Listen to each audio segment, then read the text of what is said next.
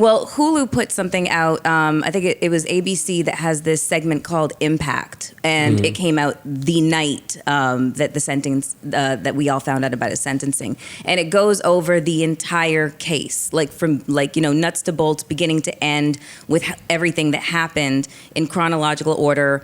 It interviews people. Bun B was interviewed in it, and he talked about his support of Meg.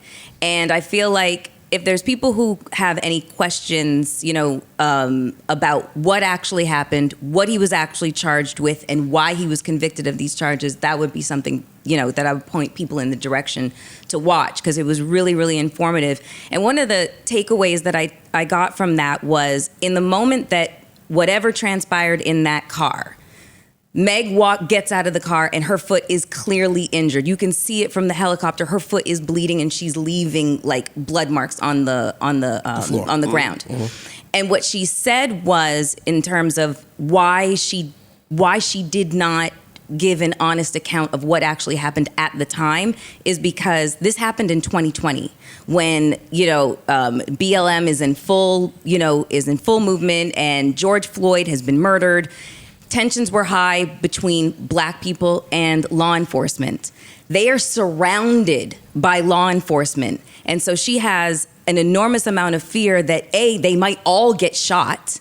And B, the fact of the matter is that two things can be true at the same time, is that a black man possibly, was convicted of assaulting her with a weapon, but at the same time, you understand what happens to black men in the custody of law enforcement. You know what I mean? That makes sense. So it's like, can you imagine what it was like to kind of live with that conflict in real time? Not really. Crock of shit. Do you think? It's a crock of shit. You think so? Yeah. Okay. Why do you think so? Because unfortunately, I've been in a situation where the woman didn't want to see the black man derailed in the system. So when the state picks up the case, the woman gets missing.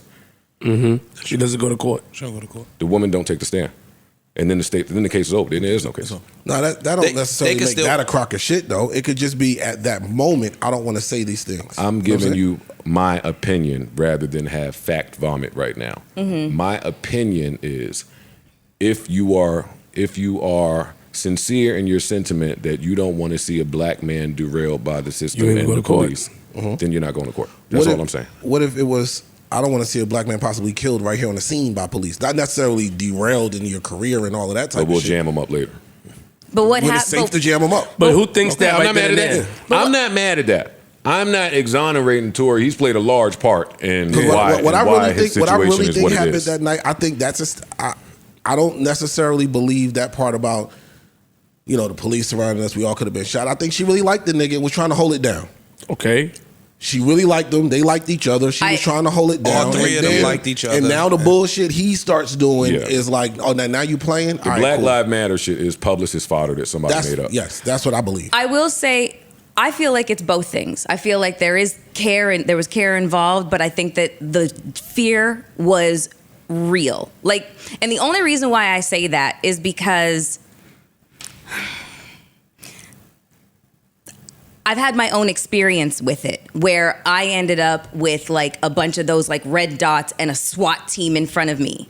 And at that moment, I had never experienced that. I understood the fear that every black person feels when guns are trained on them, law enforcement, and there's nobody around, or somebody can get a trigger finger and, oh, whoops, it slipped, or I was in fear for my life, or whatever the case was. I understand that fear personally from an experience I went through not too long ago. So I think she's telling the truth with that. I do. The part that she, in that instant, she thought that some renegade cop lets off a fucking round, and then everybody panics and guns are going blazing and shit like that, and it ends up being a fucking massacre. I believe her when she says that was a genuine fear. I really do. I'm more aligned with Ice. I think that whatever their entanglements were, the three of them. Yeah. Oh, yeah. No, that shit was messy. Played a part in how she initially reacted. I'm gonna just say this: if somebody shoots you, instantly there's a rage and there's an anger there to where you want that person punished. So I don't think so. I don't. This is a man that's been shot, so I can. Okay. actually Okay. Hey, defer to then let him me on this back one. up. So- Let me back up. Or Then somebody could punch you in the face. There's an anger there. There's a, you know what I'm saying? So when the police show up, you like, yeah, that motherfucker did it. Yeah. You get what I'm saying? Like, that motherfucker did it.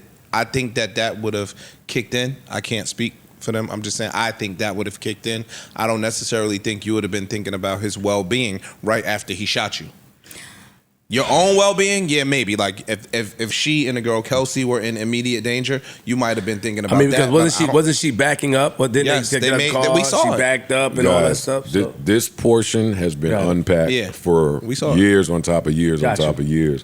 I'm looking more so for y'all's reaction to the new news. I don't like it. I think 10 years is excessive. Me too. Personally, I think 10 years may be a little excessive. Neutral Budden.